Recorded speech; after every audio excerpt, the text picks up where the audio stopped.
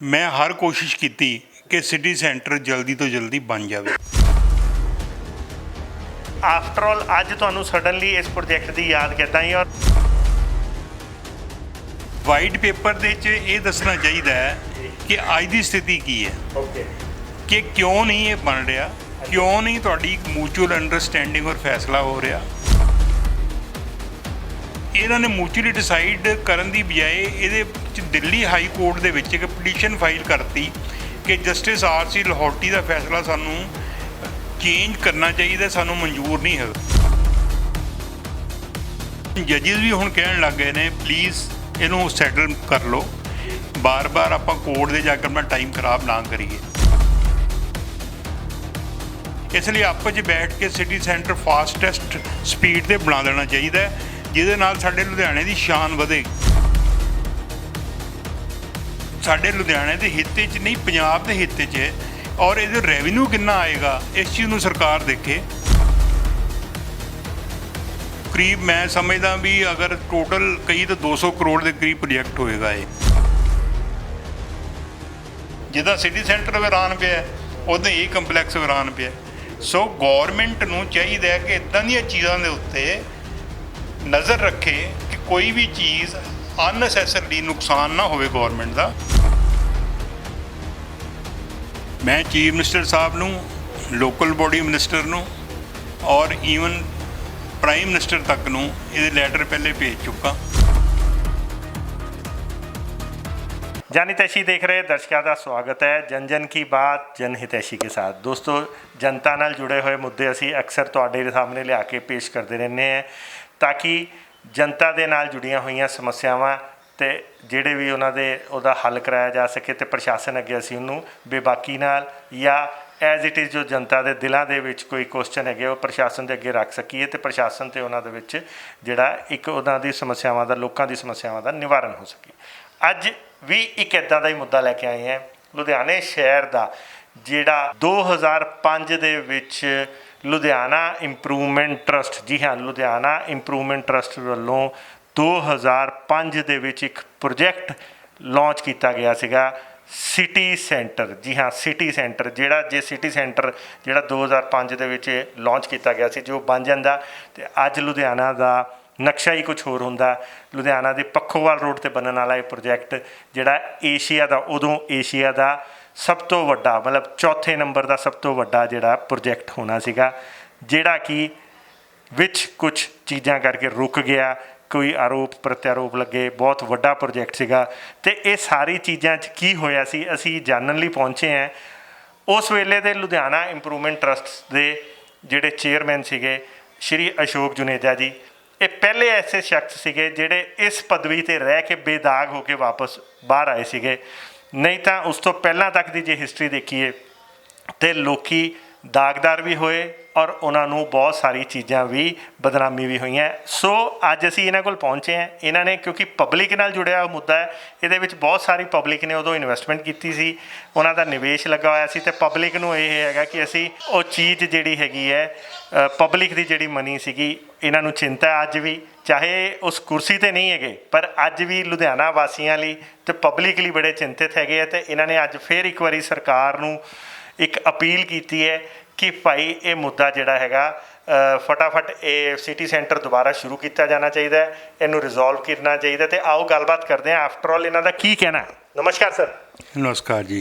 Sir, की ये city centre घोटाले बारे अज तुसीं एक दोबारा छेड़िया है कि जे अज भी बन जाता है तो शायद सानू लगता है कि लुधियाना शहर का नक्शा ही बदल देगा ये? देखो, लुधियाना शहर जिहड़ा है it is Manchester of India जी, और एक बहुत बड़ा इंडस्ट्रीयल टाउन है जी, ਇਹਦੇ 'ਚ ਕੋਈ ਵੀ ਇਸ ਤਰ੍ਹਾਂ ਦੀ ਡਿਵੈਲਪਮੈਂਟ ਜਿਹੜੀ ਵਿਕਾਸ ਵੱਲ, ਬਿਜ਼ਨਸ ਵੱਲ ਔਰ ਪਬਲਿਕ ਹਿੱਤ 'ਚ ਹੋਵੇ, ਉਹਦੀ ਹਮੇਸ਼ਾ ਹੀ ਹਰ ਇਨਸਾਨ ਫੇਵਰ ਕਰੇਗਾ। ਮੇਰੇ ਟੈਨਿਓਰ ਦੇ ਵਿੱਚ ਜਿਹੜਾ ਸਿਟੀ ਸੈਂਟਰ ਦੇ ਮੈਟਰ ਉੱਠੇ, ਮੈਂ ਹਰ ਕੋਸ਼ਿਸ਼ ਕੀਤੀ ਕਿ ਸਿਟੀ ਸੈਂਟਰ ਜਲਦੀ ਤੋਂ ਜਲਦੀ ਬਣ ਜਾਵੇ। ਔਰ ਅੱਜ ਦੀ ਤਰੀਕ ਦੇ ਵਿੱਚ ਮੈਂ ਗੌਰਮੈਂਟ ਨੂੰ ਇਹ ਪ੍ਰਾਰਥਨਾ ਕਰਦਾ ਕਿ ਉਹਦੇ 'ਤੇ ਇੱਕ ਵਾਈਟ ਪੇਪਰ ਸਾਨੂੰ ਦੇਵੇ ਕਿ ਵੇਅਰ ਦੀ ਪੋਜੀਸ਼ਨ ਸਟੈਂਡ, ਤਾਂ ਕਿ ਜਨਤਾ ਨੂੰ ਆਪਾਂ ਜਾਗਰੂਕ ਔਰ ਜਾਣੂ ਕਰਵਾ ਸਕੀਏ ਕਿ ਇਹ ਆਖਰ ਬਣ ਕਿਉਂ ਨਹੀਂ ਰਿਹਾ। ਬਿਲਕੁਲ ਠੀਕ ਹੈ ਜੀ। ਇਹ ਵਾਈਟ ਪੇਪਰ ਜਿਹੜਾ ਹੈ ਗੌਰਮੈਂਟ ਹੀ ਦੇ ਸਕਦੀ ਹੈ, ਇਸ ਦੇ ਉੱਤੇ ਕੋਈ ਅਥਾਰਟੀ ਇਹਨੂੰ ਦੇ ਨਹੀਂ ਸਕਦੀ। ਓਕੇ, ਸੋ ਵਾਈਟ ਪੇਪਰ ਤੋਂ ਤੁਹਾਡਾ ਕੀ ਮਤਲਬ ਹੋਇਆ? ਵਾਈਟ ਪੇਪਰ ਦੇ 'ਚ ਇਹ ਦੱਸਣਾ ਚਾਹੀਦਾ ਹੈ ਕਿ ਅੱਜ ਦੀ ਸਥਿਤੀ ਕੀ ਹੈ, ਓਕੇ, ਕਿ ਕਿਉਂ ਨਹੀਂ ਇਹ ਬਣ ਰਿਹਾ, ਕਿਉਂ ਨਹੀਂ ਤੁਹਾਡੀ ਇੱਕ ਮਿਊਚੁਅਲ ਅੰਡਰਸਟੈਂਡਿੰਗ ਔਰ ਫੈਸਲਾ ਹੋ ਰਿਹਾ।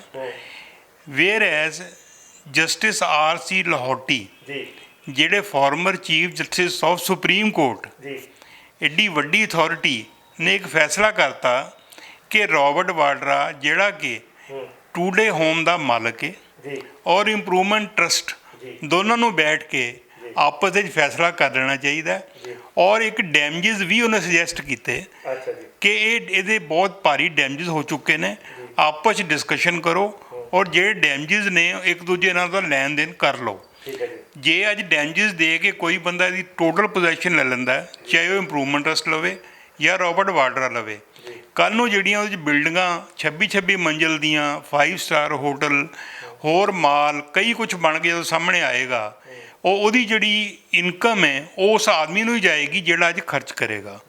ਸੋ ਇਸ ਕਰਕੇ ਮੈਂ ਇਹ ਸਲਾਹ ਦਊਂਗਾ ਕਿ ਇਹਨੂੰ ਮਿਊਚੁਅਲੀ ਡਿਸਾਈਡ ਕਰ ਲੈਣਾ ਚਾਹੀਦਾ ਔਰ ਇਹਨਾਂ ਨੇ ਮਿਊਚੁਅਲੀ ਡਿਸਾਈਡ ਕਰਨ ਦੀ ਬਜਾਏ ਇਹਦੇ 'ਚ ਦਿੱਲੀ ਹਾਈ ਕੋਰਟ ਦੇ ਵਿੱਚ ਇੱਕ ਪਟੀਸ਼ਨ ਫਾਈਲ ਕਰਤੀ ਕਿ ਜਸਟਿਸ R.C. ਲਾਹੌਟੀ ਦਾ ਫੈਸਲਾ ਸਾਨੂੰ ਚੇਂਜ ਕਰਨਾ ਚਾਹੀਦਾ, ਸਾਨੂੰ ਮਨਜ਼ੂਰ ਨਹੀਂ ਹੈਗਾ।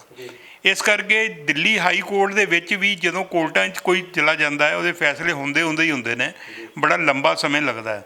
ਸੋ ਮੇਰੀ ਇਹ ਰਿਕੁਐਸਟ ਹੈ ਕਿ ਆਊਟ ਆਫ ਕੋਰਟ ਬੈਠ ਕੇ ਦੇਖੋ, ਇਸ ਵੇਲੇ ਕਾਂਗਰਸ ਗੌਰਮੈਂਟ ਹੈ ਔਰ ਸੈਂਟਰ ਦੇ ਵਿੱਚ ਵੀ ਜੇ ਆਪਾਂ ਦੇਖੀਏ ਸੋਨੀਆ ਗਾਂਧੀ ਕਾਂਗਰਸ ਦੇ ਨਾਲ ਸੰਬੰਧਿਤ ਹੈ, ਉਹਦੇ ਹੀ ਇਹ ਪ੍ਰਿਯੰਕਾ ਗਾਂਧੀ ਦੇ ਹਸਬੈਂਡ ਨੇ ਜਿਹੜੇ ਰੋਬਰਟ ਵਾਡਰਾ ਹੈ।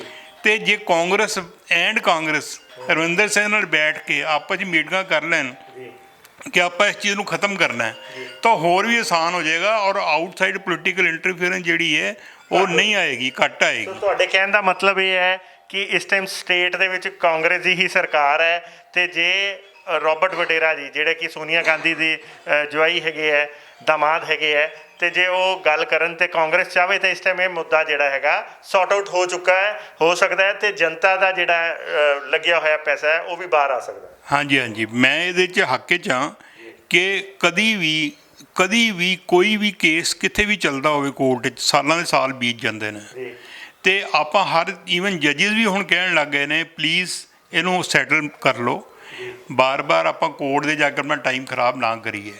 Justice delayed is justice denied.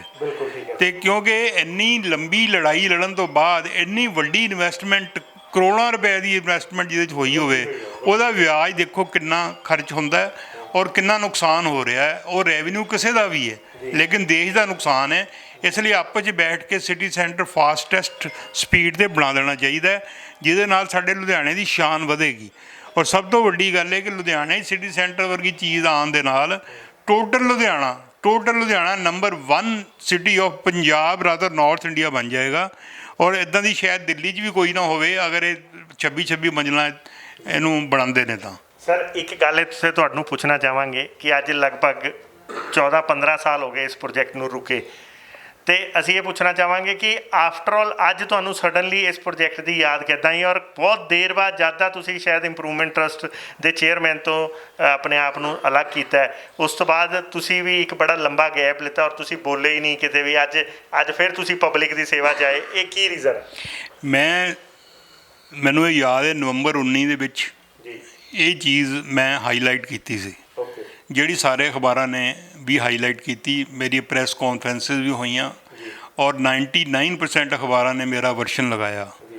ਉਹ ਸਾਰੇ ਵਰਸ਼ਨ ਦੀ ਕਾਪੀ ਮੈਂ ਸਾਰੇ ਮਿਨਿਸਟਰਸ ਨੂੰ, ਚੀਫ ਮਿਨਿਸਟਰਸ ਨੂੰ ਵੀ ਭੇਜੀ ਕਿ ਤੁਸੀਂ ਬੈਠ ਕੇ ਇਹਦੇ ਡਿਸੀਜਨ ਲੈ ਲਓ। ਲੇਕਿਨ ਕਿਉਂਕਿ ਮਾਮਲਾ ਕੋਰਟ 'ਚ ਸੀ, ਹਰ ਇਨਸਾਨ ਇਹੀ ਕਹਿ ਰਿਹਾ ਸੀ ਕਿ ਇਹਦੀ matter is pending in the court. ਫਿਰ ਮੈਂ ਉਹਨਾਂ ਨੂੰ ਬਾਰ-ਬਾਰ ਹੁਣ ਵੀ ਇਹ ਸਲਾਹ ਦੇ ਰਿਹਾ ਕਿ ਚਾਹੇ ਮੈਟਰ ਕੋਰਟ 'ਚ, ਕੋਰਟ ਕਦੇ ਨਹੀਂ ਕਹਿੰਦੀ ਕਿ ਤੁਸੀਂ ਆਊਟਸਾਈਡ ਦੀ ਕੋਰਟ ਜਾ ਕੇ ਕੋਈ ਫੈਸਲਾ ਨਾ ਕਰੋ। ਸੋ ਇਹ ਸਾਡੇ ਲੁਧਿਆਣੇ ਦੇ ਹਿੱਤ 'ਚ ਨਹੀਂ, ਪੰਜਾਬ ਦੇ ਹਿੱਤ 'ਚ ਹੈ ਔਰ ਇਹਦੇ ਰੈਵਨਿਊ ਕਿੰਨਾ ਆਏਗਾ ਇਸ ਚੀਜ਼ ਨੂੰ ਸਰਕਾਰ ਦੇਖੇ। ਉਹਨੂੰ ਚੀਜ਼ਾਂ ਨੂੰ ਮੱਦੇਨਜ਼ਰ ਰੱਖਦੇ ਹੋਏ ਇਹ ਆਨ ਸ਼ਾਨ ਔਰ ਬਾਨ ਹੈਗੀ ਇਹਨੂੰ ਸਿਟੀ ਸੈਂਟਰ ਨੂੰ ਜਲਦ ਤੋਂ ਜਲਦ ਕੰਪਲੀਟ ਕੀਤਾ ਜਾਵੇ। ਜੇ ਗੱਲ ਕਰੀਏ ਤੇ ਇਹ ਉਸ ਵੇਲੇ ਜਦੋਂ ਤੁਸੀਂ ਚੇਅਰਮੈਨ ਸੀਗੇ, ਕੀ ਤੁਸੀਂ ਕੁਝ ਸਾਨੂੰ ਦੱਸ ਸਕਦੇ ਹੋ ਆਈਡੀਆ ਕਿ ਇਹ ਕਿੰਨੇ ਕੁ ਸੌ ਕਰੋੜ ਦਾ ਪ੍ਰੋਜੈਕਟ ਸੀਗਾ ਤੇ ਇਹ ਡਿਸਪਿਊਟ ਹੋਇਆ ਕਿਉਂ ਸੀਗਾ? ਦੇਖੋ, ਇਹਦਾ ਮਤਲਬ ਜਿਸ ਤਰ੍ਹਾਂ ਆਪਾਂ ਅੰਦਾਜ਼ਾ ਲਾਉਂਦੇ ਹਾਂ ਨਾ, ਮਾਰਕੀਟ ਵੈਲਿਊ ਲਾਣਾ ਕਰੀਬ ਮੈਂ ਸਮਝਦਾ ਵੀ ਅਗਰ ਟੋਟਲ ਕਈ ਤਾਂ 200 ਕਰੋੜ ਦੇ ਕਰੀਬ ਪ੍ਰੋਜੈਕਟ ਹੋਏਗਾ ਇਹ ਉਦੋਂ ਦਾ ਬਿਲਡਿੰਗਾਂ ਬਣਾ ਕੇ। ਬਿਲਡਿੰਗਾਂ ਨਾ ਅੱਜ ਦੇ ਹਿਸਾਬ ਨਾਲ 200 ਕਰੋੜ ਰੁਪਏ ਦਾ ਪ੍ਰੋਜੈਕਟ ਅੱਜ ਅਗਰ ਬਣਾਵਾਂਗੇ ਤਾਂ 200 ਕਰੋੜ ਰੁਪਏ ਦਾ ਘੱਟ ਤੋਂ ਘੱਟ ਇਹ ਤੇ ਲੱਗੇਗਾ, ਕੁਝ ਤਾਂ ਹੀ ਸ਼ਾਈਨ ਕਰੇਗਾ। ਉਹ 200 ਕਰੋੜ ਰੁਪਇਆ ਜਿਹੜਾ ਇਹਦੇ ਚੋਂ ਮੈਂ ਸਮਝਦਾ ਕਰੀਬ 200 ਤੋਂ ਬਾਅਦ ਵੀ ਇਹਦੇ 'ਚ ਕਈ ਕਰੋੜ ਰੁਪਇਆ ਹੋਰ ਲਾਉਣ ਦੀ ਲੋੜ ਹੈ। 200 ਕਰੋੜ ਰੁਪਏ ਇਹਦੇ 'ਚ ਇਨਵੈਸਟ ਹੋ ਚੁੱਕਾ ਹੈ, ਜਿਹੜੀਆਂ ਚੀਜ਼ਾਂ ਬਣ ਚੁੱਕੀਆਂ, ਲੈਂਡ ਦੀ ਕੋਸਟ ਕਿਹੜੀ ਹੈ, ਤਾਂ 200 ਕਰੋੜ ਰੁਪਇਆ ਉਹਦੇ 'ਚ ਇਨਵੈਸਟ ਹੋ ਚੁੱਕਾ ਹੈ। ਅਗਰ ਅੱਜ ਇਨ ਲਮਸਮ ਕੋਈ ਇਹਨੂੰ ਚੱਕਣਾ ਚਾਹਵੇ ਤਾਂ ਦੀ 200 ਇਨੀਸ਼ੀਅਲ ਕੋਸਟ ਉਸ ਵੇਲੇ ਸੀ, ਲੇਕਿਨ ਜੇ ਅੱਜ ਕੰਸਟਰਕਸ਼ਨ ਕਰਾਂਗੇ ਤਾਂ ਇਹ ਕਈ ਕਰੋੜਾਂ ਰੁਪਏ ਦੇ ਵਿੱਚ ਇਨਵੈਸਟ ਹੋਏਗਾ। ਲੇਕਿਨ ਉਹ ਸੋਚਣ ਦੀ ਲੋੜ ਨਹੀਂ, ਇਟ ਇਜ਼ ਬਿਜ਼ਨਸ। ਬਿਜ਼ਨਸ ਦੇ ਸਿਆਣੇ ਬੰਦੇ ਜਿਹੜੇ ਨੇ ਹਰ ਚੀਜ਼ ਦੀ ਵੈਲਿਊਏਸ਼ਨ ਕਰ ਲੈਂਦੇ ਨੇ, ਲੇਕਿਨ ਸਾਨੂੰ ਇਹਦੇ ਨਾਲ ਚੱਲਿਆ ਕਿ ਸਾਡਾ ਕਿਸੇ ਨੂੰ ਨਫਾ ਹੋਵੇ, ਕਿਸੇ ਨੂੰ ਨੁਕਸਾਨ ਹੋਵੇ, ਇਹ ਉਹਦੀ ਬਿਜ਼ਨਸ ਕੈਲਕੂਲੇਸ਼ਨ ਹੈ। ਉਹ ਇਨਵੈਸਟ ਹੀ ਤਾਂ ਕਰੇਗਾ ਜੇ ਉਹਦੀ ਬਿਜ਼ਨਸ ਕੈਲਕੂਲੇਸ਼ਨ ਨੂੰ ਅਲਾਓ ਕਰੇਗੀ। ਗੌਰਮੈਂਟ ਇੰਪਰੂਵਮੈਂਟ ਟਰਸਟ ਵੀ ਤਾਂ ਹੀ ਉਹਦੇ 'ਚ ਅੱਗੇ ਵਧੇਗੀ ਜੇ ਉਹਦੀ ਕੋਸਟ ਜਿਹੜੀ ਹੈਗੀ ਉਹਨੂੰ ਉਹਦਾ ਰਿਵਾਰਡ ਮਿਲੇਗਾ। ਔਰ ਸਾਰੀਆਂ ਚੀਜ਼ਾਂ ਨੂੰ ਲੈ ਕੇ ਜਦੋਂ ਦਿੱਲੀ ਹਾਈ ਕੋਰਟ 'ਚ ਮੈਟਰ ਪਹੁੰਚ ਚੁੱਕਾ ਹੈ ਤਾਂ ਨਾਓ ਜੱਜਿਸ ਆਰ ਟੂ ਸੀ ਮੈਂ ਕੀ ਡਿਸੀਜਨ ਦੇਣਾ। ਪਰ ਮੇਰੀ ਫਿਰ ਇਹ ਸਲਾਹ ਹੈ ਕਿ ਜੱਜਿਸ ਦੇ ਉੱਤੇ ਠੀਕ ਹੈ ਉਹ ਜਸਟ ਡਿਸੀਜਨ ਦੇਣਗੇ, but matter is being abnormally delayed. It should not be delayed. ਔਰ ਬੈਠ ਕੇ ਇਹਨੂੰ ਆਪਸ ਦੇ ਵਿੱਚ ਰੀਕਨਸਾਈਲ ਕਰਕੇ ਇਹਨੂੰ ਸਿਟੀ ਸੈਂਟਰ ਪ੍ਰੋਜੈਕਟ ਨੂੰ ਬਣਾ ਦੇਣਾ ਚਾਹੀਦਾ। ਪਰ ਸਰ ਜਿਵੇਂ ਤੁਸੀਂ ਕਹਿ ਰਹੇ ਹੋ ਕਿ ਸਿਟੀ ਸੈਂਟਰ ਪ੍ਰੋਜੈਕਟ ਚਲੋ ਬੜੀ ਅੱਛੀ ਗੱਲ ਹੈ, ਜੇ ਬਣ ਜਾਂਦਾ ਤਾਂ ਸ਼ਹਿਰ ਦੀ ਇੱਕ ਤਸਵੀਰ ਹੀ ਬਦਲ ਜਾਏਗੀ। ਔਰ ਤੁਸੀਂ ਦੱਸਿਆ ਕਿ ਪੰਜਾਬ ਦਾ ਨਹੀਂ ਨਾਰਥ ਇੰਡੀਆ ਦਾ ਨੰਬਰ 1 ਹੋ ਜਾਏਗਾ ਦਿੱਲੀ ਤੋਂ ਬਾਅਦ। ਇਹ ਇੱਦਾਂ ਦਾ ਇੱਕ ਸ਼ਹਿਰ ਬਣ ਜਾਏਗਾ, ਇੱਕ ਕਨਸੈਪਟ ਡਿਵੈਲਪ ਹੋ ਜਾਏਗਾ, ਮਾਰਕੀਟ ਡਿਵੈਲਪ ਹੋ ਜਾਏਗੀ। ਜੇ ਆਪਾਂ ਗੱਲ ਕਰੀਏ ਤਾਂ ਆਲਰੇਡੀ ਜਿਵੇਂ ਲੁਧਿਆਣਾ ਇੰਪਰੂਵਮੈਂਟ ਟਰਸਟ ਨੇ ਇੱਕ ਘੁਮਾਰ ਮੰਡੀ ਦੇ ਵਿੱਚ ਵੀ ਇੱਕ ਬੜਾ ਵੱਡਾ ਕੰਪਲੈਕਸ ਬਣਾਇਆ ਹੋਇਆ ਹੈ, ਜਿਹੜਾ ਕਿ ਜਿਹਦੀ ਕਿ ਇੱਕ ਮਿਨੀਮਮ ਬਿੱਡ ਰੱਖੀ ਸੀ ਉਦੋਂ ਦੇ, ਉਹ ਵੀ ਤੁਹਾਡੇ ਟੈਨਿਓਰ ਦਾ ਹੀ ਸ਼ਾਇਦ ਬਣਿਆ ਹੋਇਆ। ਉਹ ਵੀ ਸਰਕਾਰ ਅੱਜ ਤੱਕ ਵੇਚ ਨਹੀਂ ਪਾਈ ਹੈਗੀ ਔਰ ਉਹਦੀ ਬਾਰ-ਬਾਰ ਬਿੱਡ ਪ੍ਰੀ ਬਿੱਡ ਹੋ ਕੇ ਅੱਜ ਉਹ ਇਸ ਹਾਲਾਤ 'ਤੇ ਆ ਗਏ ਆ ਕਿ ਸ਼ਾਇਦ ਕਹਿੰਦੇ ਆ ਕਿ ਬਹੁਤ ਦੇਰ ਤੋਂ ਉਹ ਚੀਜ਼ਾਂ ਰੁਕੀਆਂ ਹੋਈਆਂ ਅਤੇ ਉਹ ਤਾਂ ਵੇਚ ਨਹੀਂ ਪਾਈ। ਇੱਕ ਨਵਾਂ ਐਡਾ ਵੱਡਾ ਪ੍ਰੋਜੈਕਟ ਜੇ ਖੜਾ ਕਰ ਦੇਣਗੇ ਉਹ ਕਿੱਦਾਂ ਪੋਸੀਬਿਲਿਟੀਜ਼ ਹੈ? ਦੇਖੋ, ਇੱਕ ਤਾਂ ਮੈਂ ਪਹਿਲੇ ਇਹ ਜ਼ਰੂਰ ਦੱਸਣਾ ਚਾਹੂੰਗਾ ਕਿ ਇਹਦੇ ਵਿੱਚ ਕੋਸਟ ਘਟਾਉਣ ਦੀ ਕੋਸ਼ਿਸ਼ ਕੀਤੀ ਗਈ ਸੀ ਕਿ ਅੱਜ ਰੁਪਈਆ ਕਿੰਨਾ ਲੱਗਾ ਹੈ ਜਿਹੜਾ ਕਿ ਸਿਟੀ ਸੈਂਟਰ ਹੈ, ਇਹਦੇ 152 ਕਰੋੜ ਰੁਪਇਆ ਇਹ ਦੱਸਿਆ ਗਿਆ ਕਿ ਇਹਦੇ ਇਨਵੈਸਟ ਹੋ ਚੁੱਕਾ ਹੈ। ਜੇ 152 ਕਰੋੜ ਉਹਦੇ ਇਨਵੈਸਟ ਹੋ ਚੁੱਕਾ, ਲੈਂਡ ਉਹਦੇ 'ਚ ਲੱਗ ਗਏ। ਸੋ ਇਸ ਕਰਕੇ ਮੈਂ ਕਹਿ ਰਿਹਾ 152 ਕਰੋੜ ਪਲੱਸ ਲੈਂਡ ਦੀ ਵੈਲਿਊ ਅਗਰ ਕੈਲਕੂਲੇਟ ਕਰੀਏ ਤਾਂ it is a big loss to any person who has invested or to that person who the land to home belong. ਬਸ ਮੇਰਾ ਇੰਨਾ ਉਹਦੇ 'ਤੇ ਕਹਿਣਾ ਹੈ। ਬਾਕੀ ਜਿਹੜਾ ਤੁਸੀਂ ਕਹਿ ਰਹੇ ਹੋ ਵੀ ਕਮਰਸ਼ੀਅਲ ਕੰਪਲੈਕਸ ਜਿਹੜਾ ਹੈ ਲੁਧਿਆਣੇ ਦੇ ਅੰਦਰ, ਉਹ ਮੈਂ ਬੜੇ ਧਿਆਨ ਦੇ ਨਾਲ ਉਹਨੂੰ ਸਟੱਡੀ ਕੀਤਾ। ਮੈਂ ਜਦੋਂ ਚੇਅਰਮੈਨ ਸੀ ਉਸ ਵੇਲੇ ਮੈਨੂੰ ਇਹ ਕਿਹਾ ਗਿਆ ਕਿ ਰਿਜ਼ਰਵ ਪ੍ਰਾਈਜ਼ 197 ਕਰੋੜ ਦੇ ਨੂੰ ਵੇਚਿਆ ਜਾਵੇ। ਮੈਂ ਆਪਣੀ ਮਿਨਿਸਟਰੀ ਨੂੰ ਇਹ ਕਿਹਾ ਕਿ ਜੋ ਮੇਰੀ ਸਮਝ ਕੰਮ ਕਰਦੀ ਹੈ 197 ਕਰੋੜ ਰੁਪਇਆ ਖਰਚਣ ਵਾਲਾ ਤੁਹਾਨੂੰ ਸ਼ਾਇਦ ਕੋਈ ਵਿਅਕਤੀ ਨਹੀਂ ਮਿਲੇਗਾ। ਕਾਫੀ ਮੈਂ ਆਰਗੂ ਕੀਤਾ ਉਹਦੇ ਨਾਲ ਕਿ ਇਹਨੂੰ ਨਾ ਪਾਰਟਸ 'ਚ ਵੇਚਤਾ ਜਾਵੇ। ਪਾਰਟਸ ਜਿਸ ਤਰ੍ਹਾਂ ਇਹਦੇ 'ਚ ਤੁਹਾਡਾ ਕੰਪਲੈਕਸ ਹੈਗਾ, ਭਾਰਤੀ ਕੰਪਲੈਕਸ ਹੈਗਾ, ਜਿਹੜੇ ਹੋਰ ਕਿੰਨੇ ਕੰਪਲੈਕਸ ਬਣੇ ਨੇ, ਮਾਲਸ ਬਣੇ ਨੇ, ਜਿੰਨੇ ਉਹ ਮਾਲ ਨੂੰ ਉਹਨਾਂ ਨੇ ਡਿਵਾਈਡ ਕੀਤਾ ਹੈ। ਹਰ ਤਰ੍ਹਾਂ ਦਾ ਬਿਜ਼ਨਸ ਚੱਲਦਾ ਉਹਦੇ 'ਚ, ਦੁਕਾਨਾਂ ਦੇ ਹਿਸਾਬ ਨਾਲ ਉਹ ਜਿਹਨੂੰ ਜਿੱਦਾਂ ਦੀ ਲੋੜ ਹੋਏਗੀ ਉਹ ਲੈ ਲਏਗਾ। ਹੁਣ ਇੱਕ ਇਨਸਾਨ ਇਕੱਲਾ ਕੌਣ ਐਸਾ ਇਨਸਾਨ ਹੈ ਜਿਹੜਾ ਕਹੇ ਜੀ ਇਹਦੇ 'ਤੇ ਕੋਈ 5 ਸਟਾਰ ਹੋਟਲ ਵੀ ਬਣਾਉਣਾ ਚਾਹਵੇ ਤਾਂ ਨਹੀਂ ਬਣਾਏਗਾ। ਜੇ ਉਹ ਬਣਾਉਣਾ ਵੀ ਚਾਹਵੇ ਤਾਂ ਪਹਿਲੇ ਇੰਨਾ ਰੁਪਈਆ 'ਤੇ ਵਿਆਜ ਕੱਢ ਲਓ ਤੁਸੀਂ। ਸੋ ਇਸ ਤਰੀਕੇ ਉਹਨੂੰ ਇੰਨੀ ਆਮਦਨ ਨਹੀਂ ਹੋਏਗੀ ਉਹਦੇ 'ਤੇ। ਸੋ ਮੇਰੇ ਕਹਿਣ ਦਾ ਅਰਥ ਹੈ ਕਿ ਇਹਨੂੰ ਨਾ ਪਾਰਟ 'ਚ ਵੇਚਤਾ ਜਾਵੇ। ਬਾਰ ਮੈਂ ਮਤਲਬ ਮੰਤਰੀ ਜੀ ਨੂੰ ਵੀ ਕਿਹਾ, ਚੇਅਰਮੈਨ ਸਾਹਿਬ ਨੂੰ ਵੀ ਕਿਹਾ ਔਰ ਅੱਜ ਵੀ ਮੇਰਾ ਇਹੀ ਸਟੈਂਡ ਹੈ ਕਿ ਇਹਨੂੰ ਪਾਰਟ 'ਚ ਵੇਚੋਗੇ ਔਰ ਜਿਹੜਾ ਰੈਵਨਿਊ ਆਏਗਾ ਉਹਦੀ ਜ਼ਰਾ ਤੁਸੀਂ ਵੈਲਿਊ ਕੱਢੋ, ਉਹਦਾ ਵਿਆਜ ਕੱਢੋ, ਉਹ ਗੌਰਮੈਂਟ ਦਾ ਬੈਨੀਫਿਟ ਕਿੰਨਾ ਹੋਏਗਾ ਉਹਦੇ ਨਾਲ। ਇੱਕ ਡੈਡ ਔਰ ਵਿਰਾਨ, ਜਿੱਦਾਂ ਸਿਟੀ ਸੈਂਟਰ ਵਿਰਾਨ ਪਿਆ ਉੱਦਾਂ ਇਹ ਕੰਪਲੈਕਸ ਵਿਰਾਨ ਪਿਆ। ਸੋ ਗੌਰਮੈਂਟ ਨੂੰ ਚਾਹੀਦਾ ਹੈ ਕਿ ਇਦਾਂ ਦੀਆਂ ਚੀਜ਼ਾਂ ਦੇ ਉੱਤੇ ਨਜ਼ਰ ਰੱਖੇ ਕਿ ਕੋਈ ਵੀ ਚੀਜ਼ ਅਨਨੈਸੈਸਰਲੀ ਨੁਕਸਾਨ ਨਾ ਹੋਵੇ ਗੌਰਮੈਂਟ ਦਾ। ਜੇ ਪੈਸਾ ਆਏਗਾ ਤੇ ਸਾਡੇ ਸਮਾਜ ਦੇ ਭਲੇ ਵਾਸਤੇ ਖਰਚ ਹੋਏਗਾ। ਸਗੋਂ ਤੁਹਾਡਾ ਸੁਜੈਸ਼ਨ ਇਹ ਵੀ ਹੈਗਾ ਕਿ ਜੇ ਉਹਨੂੰ ਟੁਕੜਿਆਂ 'ਚ ਕਰਕੇ ਵੇਚਿਆ ਜਾਏਗਾ ਤਾਂ ਜਿਹੜਾ ਇੰਪਰੂਵਮੈਂਟ ਟਰਸਟ ਹੈ ਉਹਨੂੰ ਵੀ ਜ਼ਿਆਦਾ ਆਮਦਨ ਹੋਏਗੀ। ਇੰਸਟੈਡ ਆਫ ਸਿੰਗਲ ਬੰਦੇ ਨੂੰ ਵੇਚਣ 'ਚ ਸ਼ਾਇਦ ਉਹਨੂੰ ਸਸਤਾ ਕਰਨਾ ਪਵੇ, ਕੁਝ ਕੰਪਰੋਮਾਈਜ਼ ਕਰਨੇ ਪੈਣਗੇ, ਪਰ ਜਦੋਂ ਟੁਕੜੇ ਕਰਕੇ ਉਹਨੂੰ ਪਾਰਟਸ 'ਚ ਵੇਚਿਆ ਜਾਏਗਾ ਤੇ ਸਰਕਾਰ ਨੂੰ ਵੀ ਬਹੁਤ ਜ਼ਿਆਦਾ ਇਨਕਮ ਹੋਏਗੀ। ਮੈਂ 100% ਸ਼ੋਰ ਹਾਂ ਕਿ ਜਿਸ ਤਰ੍ਹਾਂ ਦੀ ਉਹ ਜਗ੍ਹਾ ਹੈ, ਜਿਸ ਤਰ੍ਹਾਂ ਦੀ ਉਹ ਲੋਕੇਸ਼ਨ ਹੈ, ਜਿੱਦਾਂ ਹੁਣ ਤੁਸੀਂ ਅੱਜ ਕੁਮਾਰ ਮੰਡੀ ਚੌਂਕ ਦੇ ਵਿੱਚ ਕੋਈ ਵੀ ਇੱਕ ਵੀ ਸ਼ਾਪ ਲੈਣ ਚਲੇ ਜਾਓ, ਉਹ ਕਰੋੜਾਂ ਰੁਪਏ ਦੀ ਹੈ। ਬਿਲਕੁਲ ਠੀਕ ਹੈ ਜੀ। ਸੋ ਉੱਥੇ ਬਿਜ਼ਨਸ ਇੰਨਾ ਜ਼ਿਆਦਾ ਹੈ ਜਿਹਦਾ ਤੁਸੀਂ ਖੁਦ ਅੰਦਾਜ਼ਾ ਲਗਾ ਸਕਦੇ ਹੋ। ਇਹ ਕੁਮਾਰ ਮੰਡੀ ਦਾ ਹਿੱਸਾ ਹੀ ਹੈ। ਬਿਲਕੁਲ ਠੀਕ ਹੈ ਜੀ। ਇਹਦੇ ਜਿਹੜੀਆਂ ਤੁਸੀਂ ਦੇਖੋ ਡਾਇਮੰਡ ਗੋਲਡ ਸ਼ੋਰੂਮ ਸਾਰੀ ਸੜਕ ਦੇ ਉੱਤੇ ਚਲਦੇ ਆ ਰਹੇ ਨੇ। ਉਹ ਕੋਈ ਵੀ ਦੁਨੀਆ ਦਾ ਐਸਾ ਇਨਸਾਨ ਔਰ ਐਸਾ ਲੀਡਿੰਗ ਗੋਲਡ ਔਰ ਡਾਇਮੰਡ ਵੇਚਣ ਵਾਲਾ ਨਹੀਂ ਹੋਏਗਾ ਜਿਹਨੇ ਇੱਥੇ ਸ਼ੋਰੂਮ ਨਹੀਂ ਖੋਲ੍ਹਿਆ। ਹਾਂ ਬਿਲਕੁਲ। ਉਹਦੇ ਨਾਲ ਹੀ ਘੱਟੋ ਘੱਟ 4-5 ਵੱਡੇ ਇੰਡੀਆ ਇੰਟਰਨੈਸ਼ਨਲ ਲੈਵਲ ਤੇ ਗੋਲਡ ਔਰ ਡਾਇਮੰਡ ਦੀ ਸ਼ਾਪਸ ਹੈਗੀਆਂ। ਹਾਂ ਬਿਲਕੁਲ। ਮਤਲਬ ਉਹਦੇ 'ਚ ਜੈ ਲੁਕਤਾ ਜਾਂ ਦੂਸਰੇ ਜਿਹੜੇ ਵੀ ਨੇ ਨਾ, ਜਿੰਨੇ ਵੀ ਨੇ ਗੋਲਡ ਵੇਚਣ ਵਾਲੇ, ਬਿਲਕੁਲ ਟੋਟਲ ਮਤਲਬ ਵਾਕਿੰਗ ਡਿਸਟੈਂਸ 'ਤੇ ਨੇ ਸਾਰੇ। ਉਹ ਜਿਹੜੇ ਵਾਕਿੰਗ ਡਿਸਟੈਂਸ 'ਤੇ ਨੇ ਤੇ ਉਹਨੂੰ ਅਗਰ ਮੱਦੇ ਨਜ਼ਰ ਰੱਖਿਆ ਜਾਏ ਤਾਂ ਹੋ ਸਕਦਾ ਇਹ ਵੀ ਗੋਲਡ ਮਾਰਕੀਟ ਬਣ ਜਾਏ। ਕੋਈ ਵੱਡੀ ਗੱਲ ਨਹੀਂ। ਕੋਈ ਅਗਲਾ ਕਹੇ ਕੋਈ ਨਹੀਂ ਜੀ ਸੈਂਟਰਲਾਈਜ਼ ਕਰ ਲਓ, ਇੱਥੇ ਵੀ ਪਾਰਕਿੰਗ ਦੀ ਸਮੱਸਿਆ ਨਹੀਂ। ਸਭ ਤੋਂ ਵੱਡੀ ਗੱਲ ਹੈ ਗੋਲਡ ਵੇਚਣ ਵਾਲਿਆਂ ਦਾ ਘਾਟਾ ਨਹੀਂ ਹੈਗਾ। ਹੁਣ ਜਿਵੇਂ ਦੇਖੋ ਮੈਂ ਇੱਕ ਉਦਾਹਰਨ ਦਿੰਦਾ, ਸਰਾਫਾ ਬਾਜ਼ਾਰ ਆਪਾਂ ਜਾਂਦੇ ਹਾਂ, ਉੱਥੇ ਕੋਈ ਜਗ੍ਹਾ ਨਹੀਂ ਜਾਣ ਦੀ ਅੰਦਰ, ਚੌੜੇ ਬਾਜ਼ਾਰ ਦੇ ਵਿੱਚ ਲੰਘਦੇ ਹਾਂ। ਹੋ ਸਕਦਾ ਅਗਰ ਗੋਲਡ ਮਾਰਕੀਟ ਦੀ ਸਟੈਂਪ ਲੱਗ ਜਾਏ ਇਹਦੇ ਤੇ ਉਹ ਟੋਟਲ ਉਹ ਜਿਹੜੇ ਉੱਥੇ ਦੇ ਲੋਕ ਨੇ ਉਹ ਇੱਥੇ ਆਪਣੇ ਸਬ ਆਫਿਸ ਖੋਲ੍ਹ ਲੈਣ ਜਾਂ ਹੈੱਡ ਆਫਿਸ ਖੋਲ੍ਹ ਲੈਣ। ਉਹ ਸ਼ਿਫਟ ਆਰਾਮ ਨਾਲ ਸ਼ਿਫਟ ਕਰ ਸਕਦੇ ਨੇ। ਔਰ ਇਹ ਗੋਲਡ ਮਾਰਕੀਟ ਦਾ ਨਾਂ ਹੀ ਐਸਾ ਹੋਏਗਾ ਕਿ ਮੇਰੇ ਖਿਆਲ ਸ਼ਾਇਦ ਸਾਰੇ ਹਿੰਦੁਸਤਾਨ ਦੇ ਵਿੱਚ ਸ਼ਾਇਦ ਹੀ ਕੋਈ ਗੋਲਡ ਮਾਰਕੀਟ ਹੋਏਗੀ ਜਿਹੜੀ ਇਸ ਤਰ੍ਹਾਂ ਦੀ ਬਣੇਗੀ। ਇਸ ਕਰਕੇ ਇਹਨੂੰ ਟੁਕੜਿਆਂ 'ਚ ਵੇਚਿਆ ਜਾਵੇ ਤਾਂ ਗੋਲਡ ਮਾਰਕੀਟ ਦੇ ਸ਼ੇਪ ਦੇ ਵਿੱਚ ਚਲੋ ਉਹ ਇੱਕ ਉਸ ਆਦਮੀ 'ਤੇ ਡਿਪੈਂਡ ਕਰਦਾ ਜਿਹੜਾ ਪਰਚੇਜ਼ ਕਰੇਗਾ। ਪਰ ਫਿਰ ਵੀ ਮੇਰੀ ਸੁਜੈਸ਼ਨ ਹੈ ਵੀ ਇਹਨੂੰ ਟੋਟਿਆਂ 'ਚ ਵੇਚਣ ਦੇ ਨਾਲ ਹੀ ਬਹੁਤ ਲਾਭ ਗੌਰਮੈਂਟ ਨੂੰ ਮਿਲੇਗਾ। ਤੇ ਅੱਜ ਅਸੀਂ ਤੁਹਾਡੇ ਨਾਲ ਇੱਕ ਚੀਜ਼ ਪੁੱਛਣਾ ਚਾਹੁੰਦੇ ਹਾਂ ਕਿ ਅੱਜ ਸਡਨਲੀ ਤੁਹਾਨੂੰ ਇਸ ਪ੍ਰੋਜੈਕਟਾਂ ਦੀ ਕਿੱਦਾਂ ਯਾਦ ਆ ਗਈ? ਦੇਖੋ ਐਕਚੁਅਲੀ ਕੀ ਹੈ ਕਿ ਮੈਂ chamber of industry and commercial undertaking the vice president ਹਾਂ ਔਰ ਕਈ ਹੋਰ ਐਸੋਸੀਏਸ਼ਨਾਂ ਦੇ ਨਾਲ ਵੀ ਮੈਂ ਚੇਅਰਮੈਨ ਜਾਂ ਪ੍ਰੈਜ਼ੀਡੈਂਟ ਹਾਂ। ਜਿਹੜੀ ਵੀ ਮੈਂ ਮੀਟਿੰਗ 'ਚ ਜਾਂਦਾ ਉੱਥੇ ਇਹੀ ਦੋ ਇਸ਼ੂ ਲੈ ਕੇ ਵਿੱਚੋਂ ਕੋਈ ਨਾ ਕੋਈ ਇਨਸਾਨ ਕੁਐਸਚਨ ਰੇਜ਼ ਕਰਦਾ ਕਿ ਤੁਸੀਂ ਜਦੋਂ ਆਪਾਂ ਐਡੀ ਵੱਡੀ ਐਸੋਸੀਏਸ਼ਨਾਂ ਚਲਾ ਰਹੇ ਹਾਂ ਅਤੇ ਗੌਰਮੈਂਟ ਨੂੰ ਤੁਸੀਂ ਪਲੀਡ ਕਰੋ ਕਿ ਇਹ ਅਨਡਿਵੈਲਪਡ ਜਿਹੜੀ ਦੋ ਜਗ੍ਹਾ ਹੈ ਇਹਨੂੰ ਡਿਵੈਲਪ ਕੀਤਾ ਜਾਵੇ ਔਰ ਸ਼ਹਿਰ ਦੀ ਸ਼ਾਨ ਵਧੇ। ਜਿੰਨੇ ਵੀ ਇੰਡਸਟਰੀਅਲਿਸਟ ਨੇ ਸਾਰੇ ਇਹੀ ਚਾਹੁੰਦੇ ਨੇ ਕਿ ਜਿੰਨੀ ਸ਼ਾਨ ਵਧੇਗੀ ਉਹਨਾਂ ਇੰਡਸਟਰੀ ਵਧੇਗੀ, ਉਹਨਾਂ ਬਿਜ਼ਨਸ ਵਧੇਗਾ।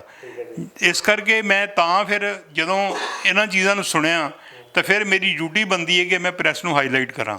ਸਰ ਇੱਕ ਆਖਰੀ ਕੁਐਸਚਨ ਤੁਹਾਨੂੰ ਇਹ ਪੁੱਛਣਾ ਚਾਹਾਂਗੇ ਕਿ ਤੁਸੀਂ ਉਦੋਂ ਬੜੇ ਕਲੋਜ਼ਲੀ ਇਨਵੋਲਵ ਸੀਗੇ ਇਸ ਪੂਰੇ ਐਪੀਸੋਡ 'ਚ ਜਿਹੜਾ ਸਿਟੀ ਸੈਂਟਰ ਦਾ ਵੀ ਸੀਗਾ ਸਬਜੈਕਟ, ਅਤੇ ਉਦੋਂ ਵੀ ਤਾਂ ਕਈ ਵਾਰੀ ਬੈਠ ਕੇ ਸਿਟਿੰਗ ਕਰਨ ਦੀ ਕੋਸ਼ਿਸ਼ ਕੀਤੀ ਗਈ ਹੋਣੀ ਰਿਜ਼ੋਲਵ ਕਰਨ ਦਾ, ਅਤੇ ਉਦੋਂ ਕਿਹੜੀਆਂ ਗੱਲਾਂ ਦੇ ਕਰਕੇ ਜਿਹੜਾ ਆਪਸ 'ਚ ਡਿਸੀਜ਼ਨ ਨਹੀਂ ਹੋ ਪਾਇਆ ਸੀ, ਰਿਜ਼ਲਟ ਨਹੀਂ ਨਿਕਲ ਪਾਇਆ ਸੀ?